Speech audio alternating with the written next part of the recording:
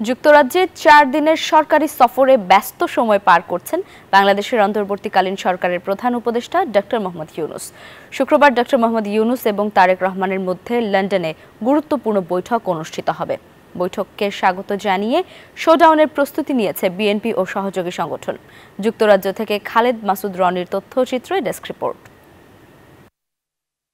বাংলাদেশের অন্তর্বর্তীকালীন সরকারের প্রধান উপদেষ্টা ডক্টর মোহাম্মদ ইউনূস এবং বিএনপির ভারপ্রাপ্ত চেয়ারম্যান তারেক রহমানের মধ্যে গুরুত্বপূর্ণ বৈঠক অনুষ্ঠিত হবে ১৩ জুন শুক্রবার লন্ডনের এক অভিজাত ৫ তারকা হোটেলে।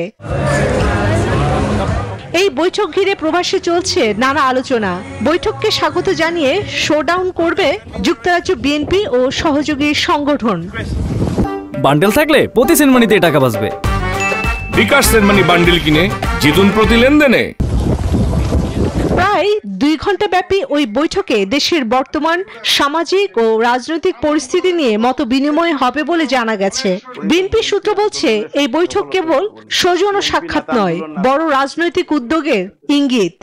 আশা করি ইউনূস সাহেব এমন একটা দিবেন, রাস্তা বাইর করে দিবেন, যাতে আমরা আস্থা বাংলাদেশকে আবার উপকৃত করতে পারি, আবার সুন্দর একটা দেশ করতে পারার রাস্তা তিনি বাইর করে দিবেন। আগামী যে ভোটের যে অধিকার প্রতিষ্ঠার জন্য ভোটের যে ব্যবস্থা করা, নির্বাচন, সেই গণতান্ত্রিক পথে আসার জন্য যে নির্বাচন, সেই নির্বাচনটি ডিসেম্বরের অনুষ্ঠিত করার জন্য জোরালো ভাবে দাবি জানিয়েছেন। জাতীয়তাবাদী যুব দলের প্রতিটি নেতাকর্মী আমরা হোটেলের সামনে যাব আমাদের প্রিয় নেতা দেশনায়ক জনাব তারেক রহমান সাহেবকে স্বাগত জানাতে।